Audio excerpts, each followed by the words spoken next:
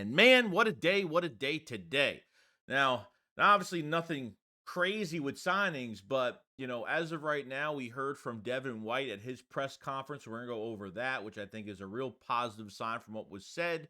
The Eagles have signed a new defensive tackle, and more news on the Haason Reddick debacle and where this thing is going from the reports we got the other day, and kind of have some new reports sort of say going forward on when a trade or extension is going to go through with him. So let's get into it all. Because I've seen enough horror movies to know any weirdo wearing a mask is never friendly.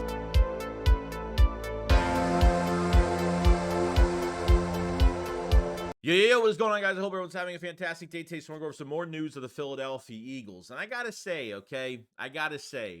Devin White had his press conference in Philadelphia. And I got to say, man, I'm really excited. This guy is embracing Philadelphia. I've never seen him so happy.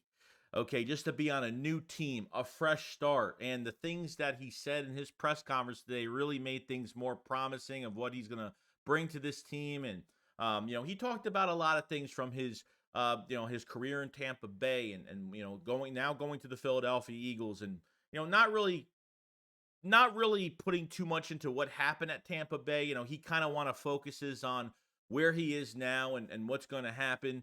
But he says, quote unquote, in this press conference, he says, I try to bring swagger to the defense just to get into that mode and just have fun. Excited to get a fresh start. No expectations, just playing ball. He said he's 100% healthy, both mentally and physically.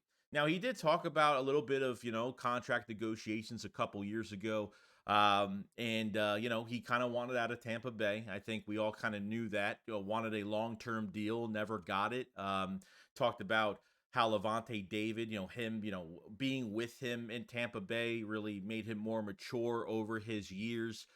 He says that his career has been, up and down. Now, last year we had kind of some news on, why Devin White was benched and apparently had the foot injury after the Eagles game, I think week 3 or week 4 of last year, this past season. And then, didn't really get his starting job back, but said he was hurt the rest of the year. So maybe he never really got a chance to come back because he was still injured, maybe this foot injury really lingered the whole entire season. And maybe they just kept I forgot who replaced him, but maybe kept the new guy in just because, things were working with what they had and didn't want to rush Devin White back from maybe an injury that kept him out most of the year. Okay. And interesting because Nakobe Dean, this was Kobe Dean and Devin White definitely have some familiarity with each other because he tried to recruit Nakobe Dean to LSU, which that didn't happen. So to have those guys kind of know each other is a great thing. But he says he likes Vic Fangio's defense. He says he wants a shot, that he wants to earn his shot, earn his spot, and earn the starting role with the Philadelphia Eagles. And I've never seen Devin White this. He's ready. He's ready to kind of get into the competition and ready to have a starting role. And he's not guaranteeing that he's going to start this season, but I think behind the scenes, I think we all know that Devin White has a big chance. Out of what they have gotten out of this linebacker, who they've signed in this linebacker course so far, really starting in free agency, not really having any linebackers at all except Nakobe Dean and Ben Van Sumeren, and now getting Zach Baum, and getting a couple other guys, adding at least 3 bodies to linebacker, which is great. Adding Devin White to the mix became more intriguing because I feel like if he had the injury last year and hasn't really lived up to the 4th, 5th overall pick that he was, really the first, he's had a really good 4 or 5 years of his career. It kind of fell off a little bit after that, but you're getting a guy going into his prime right now. You're getting a guy that is the guy has a voice. That guy's been to a Super Bowl. That guy has won a Super Bowl, playoff experience. You don't have to worry about a guy like this. Could call the plays, can be the green dot, could do anything you want him to do. Inside, outside linebacker. He doesn't care where the Eagles put him. You actually have an actual linebacker in the room that plays at a high intensity level. And one of the strengths to Devin White is going after the quarterback, shooting the gap, being a pass rusher. and just being, disruptive as possible in the backfield, which is great. So, I'm excited. Said a lot of good things in this press conference, and I think Devin White is going to really revive his career in Philadelphia. I have a really good feeling about it. I think a lot of Eagle fans were kind of looking at this signing and being, yeah, he's cheap. He's only getting like 3.4 for the year. It's a cheap deal, and this could be a big re-sign candidate after this year.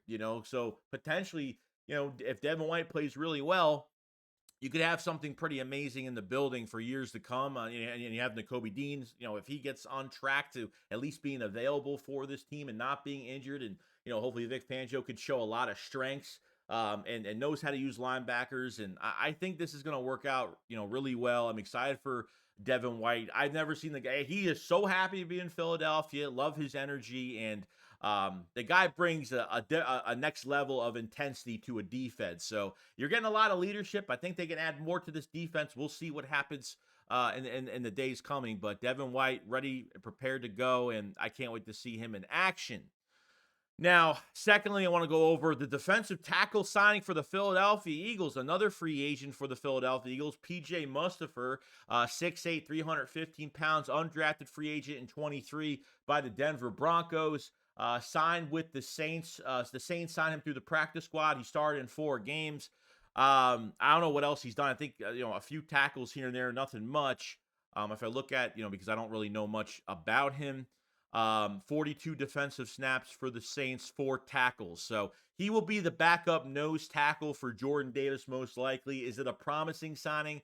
I don't know. You really don't have any much nose tackles. I don't know if they look at Moro Ojomo as a nose tackle, because you have Jalen Carter and some of the other guys playing on the outside in a 3-4 scheme. I know this scheme is multiple fronts, so we'll see what happens there. But the Eagles technically get their backup nose tackle that's coming off of just 4 tackles. And 42 defensive snaps. Now, from some other information, if nobody knows, the 25-year-old Owings Mills, Maryland native played 5 seasons from 2018 to 2022 at Penn State, tallying 145 tackles, 11 tackles for loss, 3 sacks, and 2 forced fumbles. Mustipher was a team captain during his final 2 seasons and was named first-team AP Big Ten selection in 2021 and second-team honoree in 2022. And a quote from him, saying, "Seeing familiar faces is going to make my transition much easier." Mustipher said, "Being back in Pennsylvania, where I went to school for 5 years, is something that I'm looking forward to." So I'm not saying that this is going to be anything promising, but they're trying to add more depth at defensive tackle. You lost Fletcher Cox, which was a pretty big loss. And now some Eagle fans are saying that they could go after Byron Murphy and spend another first-round pick on a DT, which I don't really see them seeing too much. Hopefully this rotation is going to be a lot better than we've seen in, it's going to be a lot better than it was last year. We had really, the scheme was just put on the table, and no adjustments were made, and we had bad coaching, and it just went downhill. The energy level was bad. The last 7 weeks of the season was atrocious, and we got to beef this lineup as much as possible. And with a first-round pick and 2 second-rounders, you could probably beef it up a lot more. Wouldn't surprise me if they go after the trenches within the first 3 picks of this draft and add more to it, which we kind of get into our next thing. So that was the signing of PJ Mustipher as the backup nose tackle for the Eagles. So the Eagles get a little bit of depth there. Like I said, anything promising? We'll see what happens, later on. So not much playing time for him last year with the Saints, but got an opportunity and kind of ran with it for the amount of snaps that he was given, signed from the practice squad of Denver to the Saints. So that's with that. I think, and then really going to the last bit of news of this video, really connected.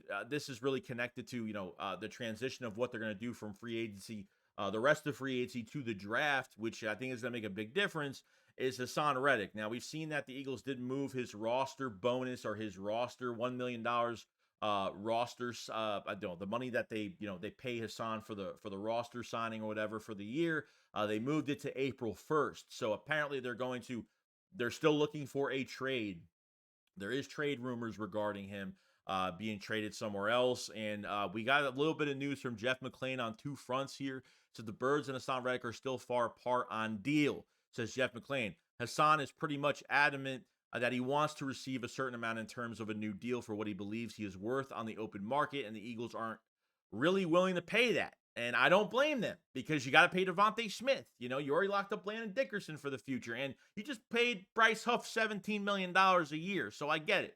Then another report from Jeff McLean says Tennessee, Atlanta, and Jacksonville have all shown interest in Haason Reddick, the potential holdup in Reddick's camp, reporting asking for an extension of roughly $25 million per year. Okay, it's the money, and it's what the Eagles are trying to receive in draft compensation. So at the end of the day, I don't think Reddick, I don't even know which way this is going to go.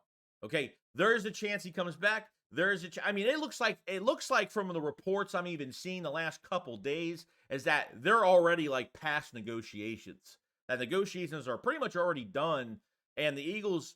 I mean, look, Howie Roseman's got to be selfish. He's got to look out for the franchise. With a player like Avonte Maddox, you can let go for $2 million, but you could have let him go for 7.1 after, post-June designation, let him go find a team and do him a favor. With this, yes, there's a certain extent he can go look for other teams that have interest. There was a lot of teams interested around the combine. A lot of teams definitely see Haason Reddick as a top talent, but they're not going to pay high draft capital for him. And the Eagles don't want to pay $25+ million. Okay. If Brian Burns gets, if the Giants give up to trade for Brian Burns, a second round pick, and then some. What are you going to get for Haason Reddick? I know Haason Reddick has better statistics than Brian Burns, but when it comes down to age, if he was a little bit younger, I think this trade would have got done a while ago. But because of his age and how much money do teams want to put into him, maybe there is a team that is willing to give him $25+ million for a few years. But the Philadelphia Eagles are not getting the right draft compensation back. I'm glad that Howie is not giving him away for nothing. I mean, we'll see. So April 1st will be the deadline.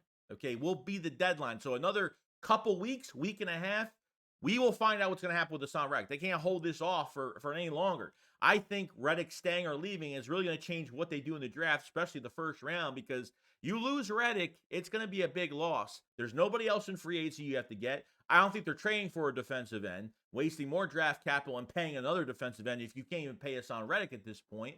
You know what I mean? So, I don't know why if they really want Reddick here, why did they sign Brandon Graham, to $4 million? I know it was a cheap deal. Why did they, restructure Josh Sweat at this point? I'm trying to figure that out. Maybe it's already kind of was showing that Reddick might not be in the building, but there is promise that if Reddick can get his money, but the Eagles can't get what they want for him, then unfortunately Haason Reddick has to take a little bit of a, theoretically, Haason Reddick, as of right now, after free agency, some of the guys got some edge rushers got deals around the league.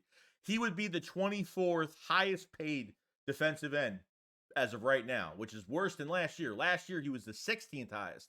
This year, on top of free agency now, he would now go down to the 24th highest paid defensive end there. So I don't know what he's looking for. If I know there was rumors the Eagles were at least giving him they were promising 20 to 23 million a year, which is a lot of money. Still a lot of money. Okay. And maybe the price dropped down more because days are going day by day by day. That price is going to drop. I mean, I don't even know what to take out of it anymore. I don't know if he's going to stay. I don't know if he's going to leave, but I don't want Howie Roseman to give him away for nothing. Yeah, the Eagles can get their 3rd round pick back for what they gave up for Kenny Pickett to move to get the 4th round from Pittsburgh, and then obviously move down 22 spots from the 3rd round to the 4th round. So I get it. But it's not worth a 3rd round pick. He's worth a 1st round pick because he is going to start for another team and produce immediately. But teams are not going to give that up.